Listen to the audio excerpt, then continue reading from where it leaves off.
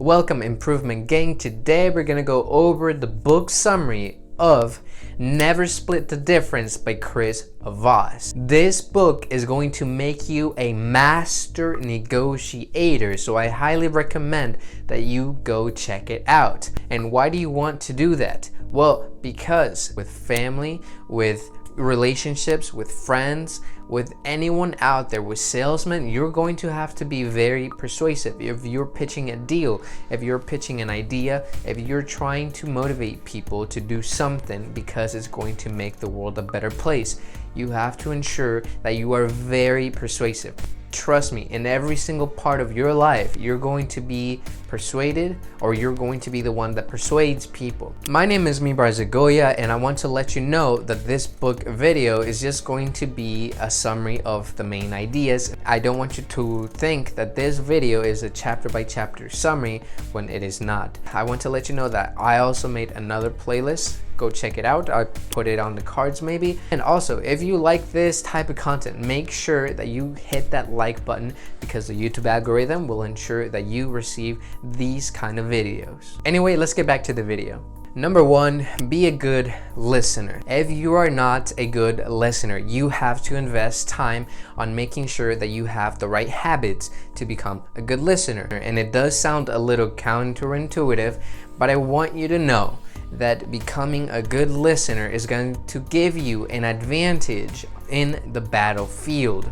Why? Because when you listen to people, it's going to give you trust. It's building that trust, making sure that they are in your side, but also it's going to charm them into you. It's going to make them more susceptible to what you have to do or you have in your interest.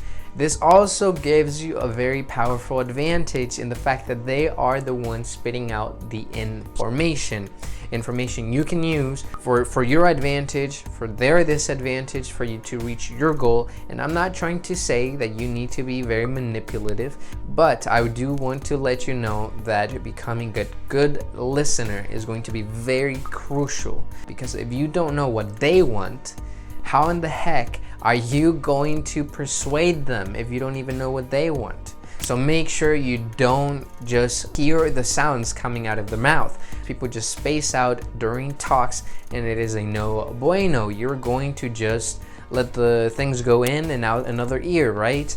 This is not going to ensure that you are listening. So make sure that you ask some open-ended questions that they can answer to their will, but most importantly, also ensure that you sometimes repeat what they are saying. So rephrase it as a question. For example, so are you saying that you are standing against this because of this, this, and that? Make sure that you are able to understand and fully know what they are going to do. Also, when you rephrase a little question like this, you're going to ensure that you are mirroring them in their verbal communication. So this is going to give you a little bonus points. Which brings us to point number two. You have to be an empathy master. So in order for you to really be persuasive, you have to understand the other person. You have to understand what they want, and that's by listening, by also understanding how they feel about things, how they would go about things, and what motivates them.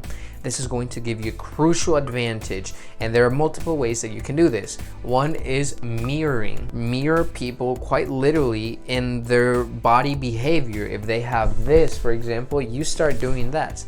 If they go like this, then you go like this, right? You have to mirror them, and I'm not saying to completely copy, but make sure that you are in a very similar behavior as they are. If they are closed, make sure that you are a little closed. If they are completely open, make sure that you're a little more open than normal. You have to give them the impression. You have to let them know that you are on their side and you're not against them. This is going to ensure that you and them get the best out of any deal that you come up with.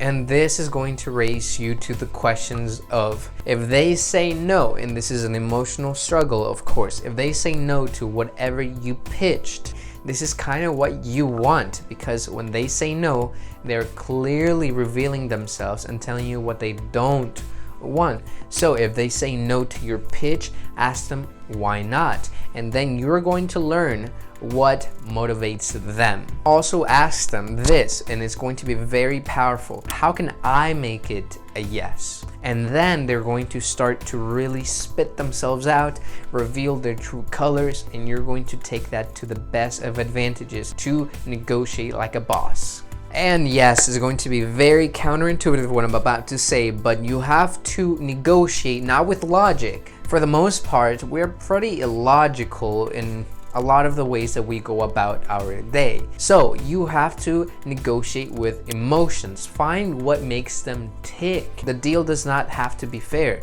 It just has to be felt that it's fair and that you both are getting the same amount of value. You have to ensure that their feelings, their emotions, and that your emotions are dealt with and they are very equivalent and balanced out. Number 3, and I saved it for the very end because it is the very best out there, and it's going to be control. Yes, for you to be able to be persuasive, you have to control what some people call a frame. You have to be able to control people's emotions and not let it go out of hand, and ensure that you two are in the same page. By doing this, you're going to literally upgrade all of your persuasive skills. But how do we go about it? You have to address their emotions. You have to address and label whatever they are feeling, whatever it seems like it's appearing to be. And this is going to give you the power. If someone is overreacting, tell them, I think you are being too dramatic and you're making a scene. They're going to deny that they are making a scene, at least for 99% of the population. You want to label their emotions so that they calm down and reject the idea that you're putting onto them. And the opposite goes true. If you tell them and label to them, you seem like a very calm person. You seem like a very empathetic person. I think I could trust you, man. You are labeling them. You are putting these thoughts